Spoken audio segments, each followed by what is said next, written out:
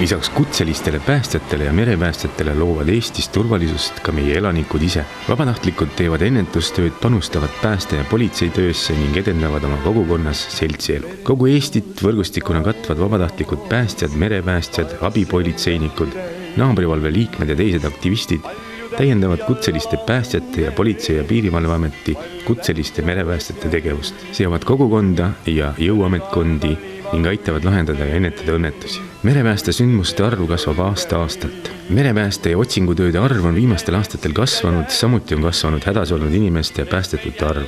Eestis on täna 51 vabatahtlikku merepäästeühingut, millest 31 on Päästeliidu liikmed ja katavad tänaseks pea kogu Eesti rannikuala. Keskmine reageerimise aeg vabatahtlikel merepäästjatel on 15 minutit kuni 1 tund. Vabatahtlikud merepäästjad aitavad leida ja päästa Eesti vetes ohtu sattunud või kaduma jäänud inimesi, laevu, lennukeid ja muid sõidukeid. Eestis on ujuvvahendite tehniline abi seadusega reguleerimata. Aluste pukseerimine ei ole politsei- ja piirivalveameti ülesanne. Loomulikult jälgitakse riikliku struktuuriüksuse poolt mereõnnetuse puhul alust, et vältida ohtlikke olukordi. Merepääste- ja koordinatsioonikeskus GRCC, mis vastutab SAR-tööde tõhusa juhtimise ja korraldamise ning koordineerimise eest kogu Eesti vastutusalal.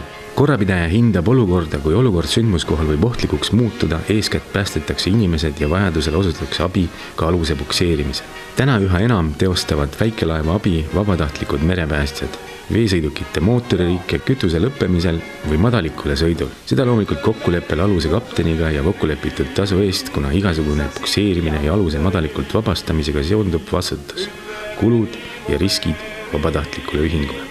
Vabatahtlikke merepäästeühinguid koondavad täna katusorganisatsioonid Mittetulundusühing Päästeliit ja Mittetulundusühing Eesti Vabatahtlik mere- ja järvepääste. Merepäästetöödel osalemiseks tuleb läbida 60-tunnine merepääste koolitus, mille lõpetaja saab merepäästetööde väljaõppe läbimist tõendava tunnistuse. Politsei- ja piirivalveameti eelarvest hüvitatakse merepäästetöödega seotud side- ja kütusekulud. Lisaks toetab Politsei- ja piirivalveamet ühinguid eelarveliste võimaluste piires, veesõidukite remonttöödel ja merepääste varustuse soetamisel. Kunagi siis 2010 tulime selle mõtte peale siis, et kui ei olnud veel isegi seadust, vabatahtliku merepääste seadust, siis luua ka selline üksus siia, nagu Purtse vabatahtlik merepääste. Et paar üksust oli juba Eestis too moment loodud ja eks ajendas ka nagu see, et siis politsei- ja piirivalve poolt ei olnud enam nagu igas sadamas nagu vanasti suvisel rannahooajal ja lähimad siis täna Purtses ja ka too moment oli Kunda ja teiselt poolt siis Narva-Jõesuu. Ja kuna arendus hakkas ka siinpool käima, siis igasuguste sadamate ja rahvaarvu poolt, siis leidsime, et võiks meil selline üksus olla ja koolitada ennast, et oleks nagu sellel kogukonnal siin nagu vähe kiirem abi ja saaksime nagu ka PPA-le nagu toeks olla. Põhi nagu teema oli muidugi see, et tegutsesime 2 aastat ilma aluseta, ehk siis nagu ei ole ka rekkamees ilma rekkata mingi mees. Samamoodi siis see 2 aastat tegelesime hästi intensiivselt siis enda koolitamisega. Ja selleks oli siis meil abiks oli Revali merekool. Ja ka ise natuke aitasin, kuna kunagi nagu päästekogemus olemas, ehk siis helikopterilt pinnalt päästjana sain ka oma kogemusi jagada. Ja nii see alguse sai, kuni siis 3 aastat tagasi PPA siis võõrandas meile laeva, mis siin taga taamal on. Siis sisuliselt aastal läks siis selle siis kordapanekuga. Tulime omal jõul ära ilusti. Selles mõttes oli laev täitsa aus ja ka täna ilusti töötab. Ja siis tuli idee, et meie suur unistus, et saaks ka riipkaatri. Loomulikult sellist raha nagu vabatahtlikele ei ole, et sellist nagu osta või läheme uut kaatrit. Ja hakkasime siis nagu jälgima, et Soomes täitsa olemas sellised endised vabatahtlike merepäästjate kaatrid, mis olid siis nagu oksjonil. Leppisime neile kokku ja eks meil anti 4 kuud aega, et summa on selline ja kui te selle kogute, siis lööme käed.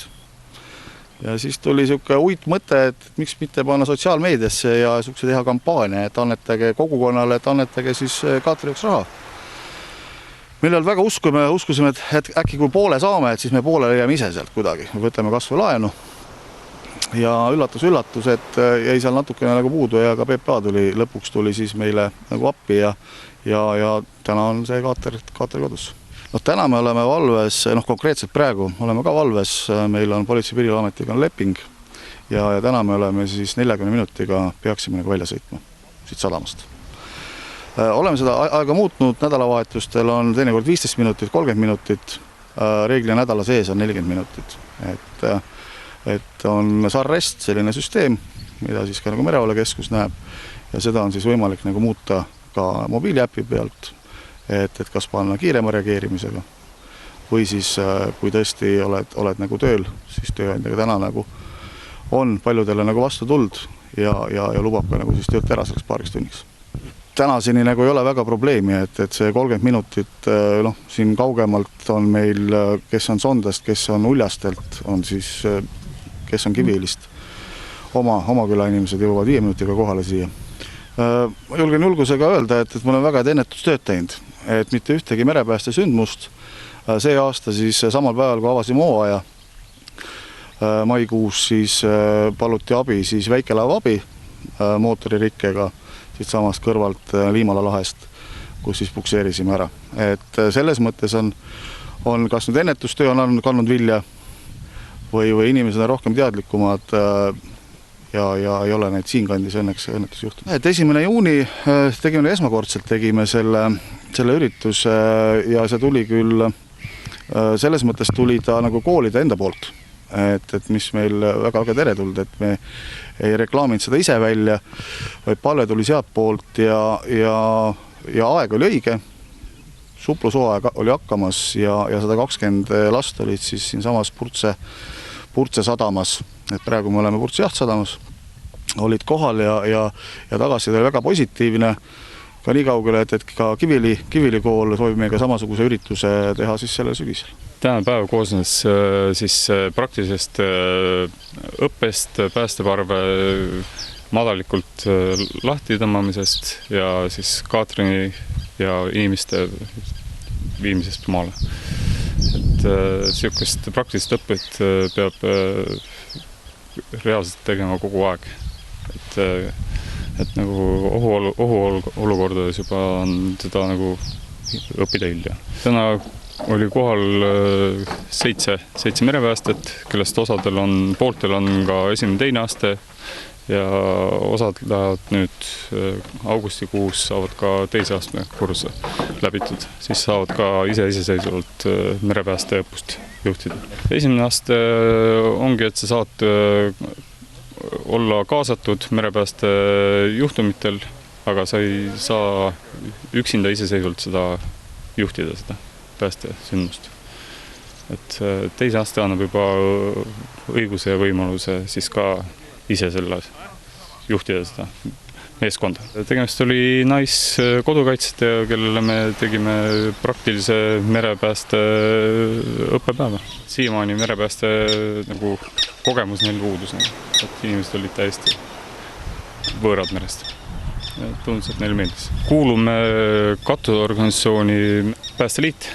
Rahastust veel otseselt ei ole, ainult kui vallapoolne toetus ja liikmemaksud, aga siis ka riigipoolne abi.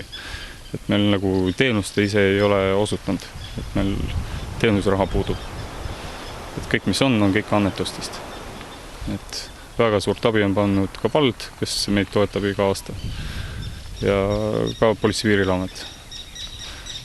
Päästeliidu poolt tuleb meile igasugune juriidiline abi ja ka varustust on soetatud sealt.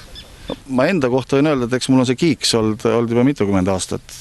Teised poisid, eks see tunne, et kui küsida, et miks mulle meeldib inimesi päästa, siis seda tunnet ei saagi nagu selles mõttes nagu sõnadega öelda, et see kuskilt tuleb.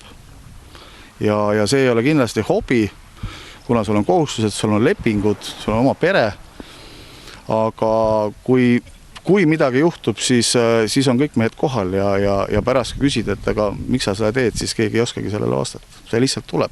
Ja see peaks olema iga kodaniku kohus seda teha. Ei, kindlasti limiit täis ei ole, et täna on meil 14 aktiivset koolitatud vabatahtlikku merepäästjat. Kindlasti eelistatult ootakse nagu siit lähipiirkonnast inimesi. Meil on veel vabatahtlikud, on siin ida pool on Soome lahes on Toila vabatahtlik merepääste ja teiselt poolt siis ka looda praegu Kunda vabatahtlik, kellega on siis ka nagu koostööd teeme.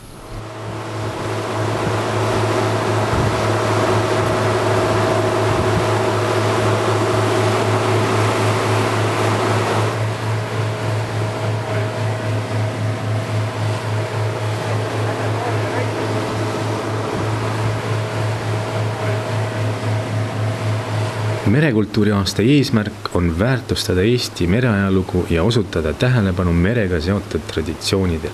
Päästeliidu põhieesmärkideks on Eestis tegutsevate päästeala vabatahtlike ühenduste ühistegevuse arendamine, liikmete ühiste huvide eest seismine, ühistegevuse heade tavade tutvustamine ja rakendamine ning avalikkuse ja oma liikmete kaasamine Eestis kodanikuühiskonna arendamisse. Siinkohal peame väga tähtsaks kajastada nende inimeste vabatahtlikku panust kogukonna turvalisuse loomisel.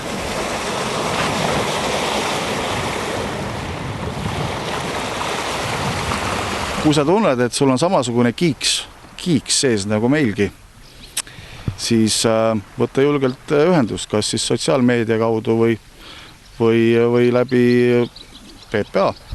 Teile antakse kontaktid.